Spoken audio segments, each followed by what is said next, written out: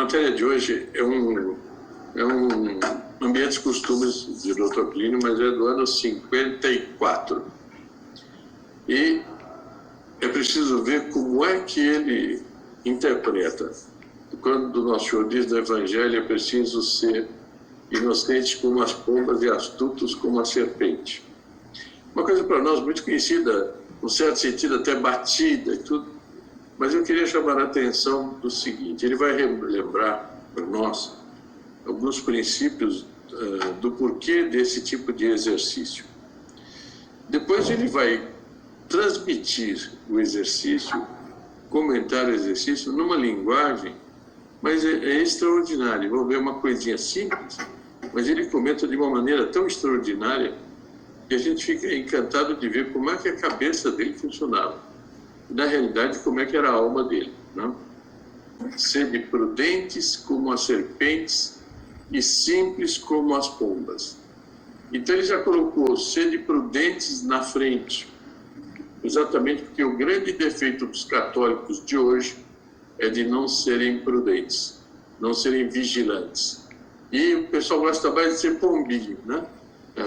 Ser pombinho. Isso até é uma coisa que um pouco está mudando, mas até o concílio, do concílio para frente, era tudo, o católico tinha que ser o pombinho. Eu costumo dizer que tinha que ter a inocência da pomba e a astúcia da pomba também. Era assim que eles pregavam. Mas o Dr. Plínio vai comentar de uma maneira muito interessante. Agora, primeiro, ele vai relembrar alguns princípios que são chaves, que todo correspondente precisa fazer o possível para reter isto. Ambientes, costumes e civilizações. O pressuposto de quanto se publica nesta secção é que, por motivos não apenas convencionais, certas cores, certas linhas, certas formas de objetos materiais, certos perfumes e certos sons têm afinidade com estados de espírito do homem. Isso é importantíssimo reter isto. Há cores que são afins com a alegria, outras com a tristeza. Há formas que chamamos de majestosas, outras simples. Dizemos que de uma família que é acolhedora, e o mesmo podemos dizer de uma casa. Dizemos da conversa de alguém que é encantadora, e o mesmo podemos afirmar de uma música. Podemos achar que um perfume é vulgar, e o mesmo podemos dizer das próprias pessoas que gostam de o usar.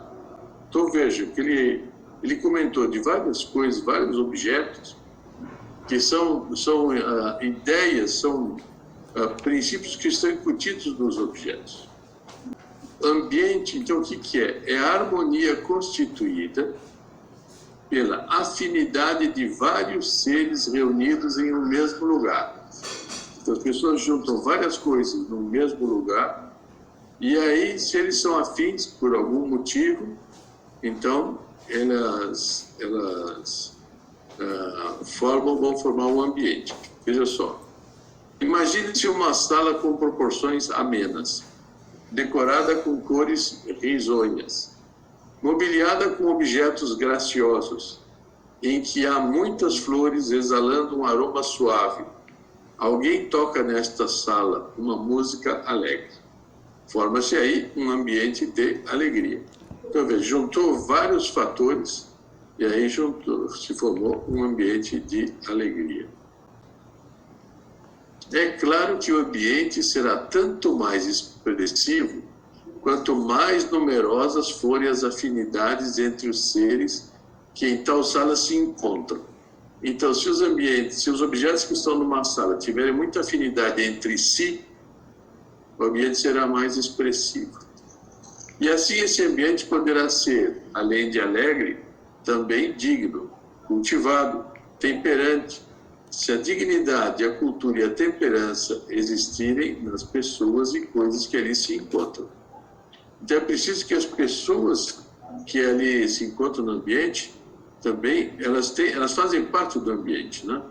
E elas constituem também uma parte muito importante do ambiente. Elas que dão o tônus principal, mas o resto todo tem que ser afim. O ambiente será contrário de tudo isso, ou seja, triste, extravagante, feio, vulgar, se os objetos que o constituírem tiverem todas estas notas. Exemplo, algum salão da Bienal de Arte Moderna que costuma se realizar em São Paulo. Na realidade, ele estava se referindo a que estava se realizando em 54. Mas eu não encontrei nenhuma foto expressiva. Veja aqui como é que esses objetos são dispostos para formar um ambiente. É o tipo de ambiente que extravagante, feio, vulgar, né? Conforme são esses objetos. Os homens formam para si ambientes à sua imagem e semelhança, ambientes em que se espelham seus costumes e sua civilização. Então, quando a gente entra na casa de alguém, a gente percebe como é que são aquelas pessoas. Evidentemente, os correspondentes, a gente percebe claramente, eu percebo, um esforço muito bom, meritório, para ter em casa as coisas que são contra-revolucionárias e tudo. Mas quando a gente entra em ambientes de quem não é nosso, a gente percebe cada coisa que realmente são ambientes deploráveis. Às vezes são ambientes deploráveis. Agora, mas a recíproca também é verdadeira. Em larga medida, os ambientes formam à sua imagem e semelhança os homens, os costumes, as civilizações. Em pedagogia é isto trivial, mas valerá só para a pedagogia? Quem ousaria negar a importância dos ambientes na formação dos adultos? Formação, dizemos com toda a propriedade, pois nesta vida o homem, em todas as idades, tem de se dedicar ao esforço de formar-se e reformar-se, preparando-se assim para o céu, que é só onde cessa a nossa marcha para a perfeição.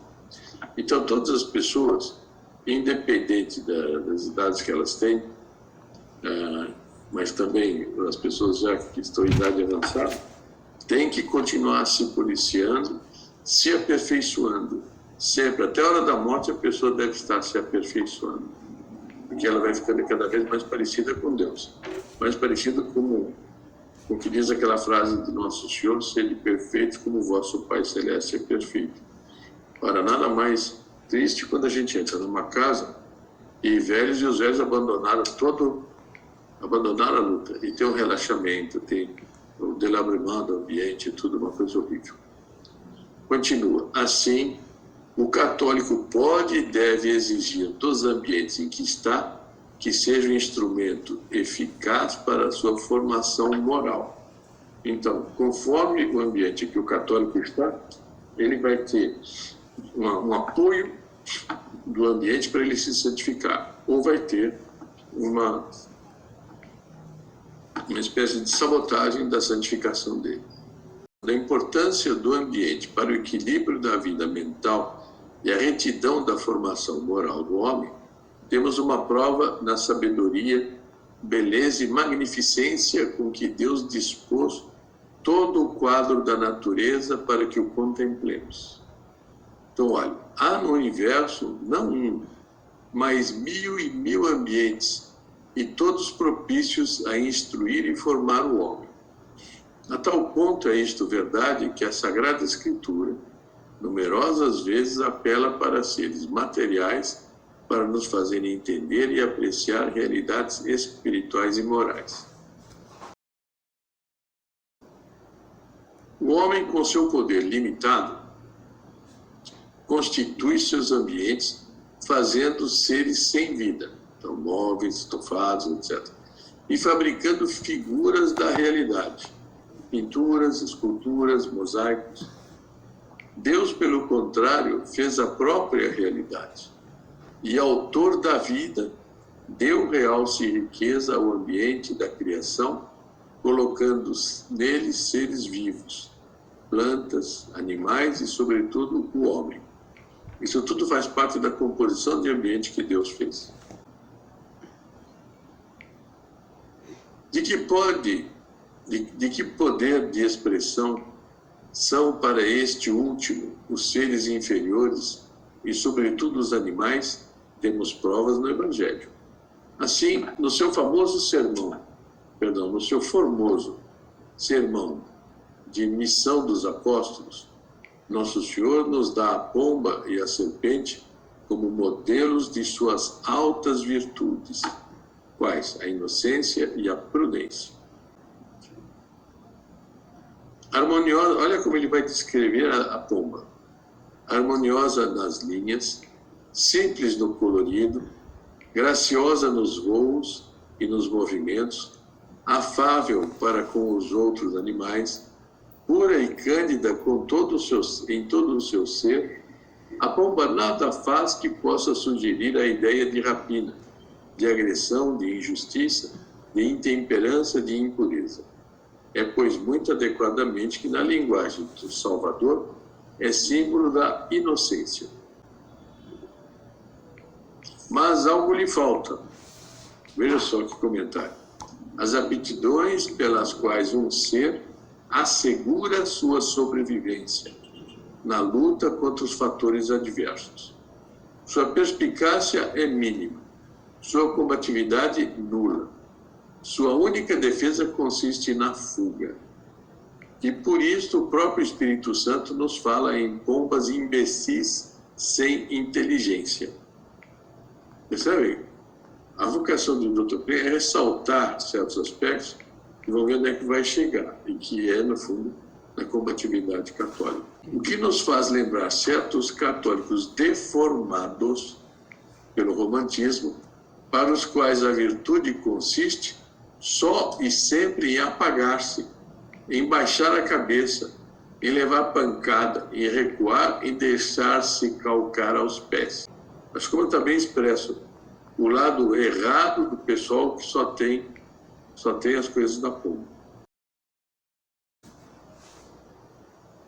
Quão diversa é a serpente, agressiva, venenosa, falsa, perspicaz e ágil, elegante e ao mesmo tempo repugnante, frágil a ponto de poder ser esmagada por um menino e perigosa a ponto de matar um leão com seu veneno. Muito bem pego. Adaptada por toda a sua conformação, seu modo de mover-se, de agir, ao ataque velado, traiçoeiro, fulminante, tão fascinante que em certas espécies hipnotiza, e ao mesmo tempo espalhando em torno de si o terror. É ela bem o símbolo do mal, com todos os encantamentos e toda a felonia das forças de perdição. Quanta coisa contida nesse texto a respeito da questão da luta entre bem e mal. A gente vê que tem uma visão claríssima do mal, do sentido do mal, do simbolismo do mal, não é? E como deve ser combatido. Mas em toda esta malícia, quanta prudência, quanta astúcia. A prudência é a virtude pela qual alguém emprega os meios necessários para chegar aos fins que tem em vista. Isso é a definição das virtudes cardeais, uma delas. A astúcia é um aspecto, e de certo modo um requinte da prudência, pelo qual se mantém todo o silêncio e se empregam todos os disfarces lícitos necessários para se chegar a um fim. Para não ser um coió, bobo, que só faz besteira e só não sabe comportar-se no meio das serpentes. Tudo na serpente é astúcia e prudência, desde a penetração de seu olhar até o esguio de sua forma e o terrível de sua arma essencial. Uma só e pequena perfuração na pele da vítima, mas através disto, um veneno que em poucos instantes circula pelo corpo inteiro. É espetacular. Okay, se vai pedir para um biólogo descrever a cobra, ele descreve uma coisa assim, próprias da cobra, mas não faz a relação metafísica que o Dr. Klein faz. A relação simbólica com as virtudes não faz. Quem conhece mais o universo, o cientista ou o contemplativo, como o Dr. Plínio, ou Ibsen, nos dá um exemplo magnífico de como se pode aliar numa só ação a inocência da pomba e a astúcia da serpente. Faz ele seu ninho em árvores e protege com vigilância e energia a sua progênie. Exemplo de virtude séria e forte que assim dá ao homem. Vem, porém, a cobra e traga-lhe um ovo, ameaçando deglutir os demais. Não menos hábil e capaz do que o réptil, o Ibis o ataca no ponto certo, inutilizando todos os recursos de agressão e de defesa. Depois de algum tempo de pressão, a serpente entrega o ovo e cai desfalecida no chão. O Ibis alcançou um objetivo honesto com a inocência da pomba, empregando os meios de luta que venceram em astúcia a serpente. Vejam só, a relação aqui com a inocência e com a astúcia. Isso é extraordinário.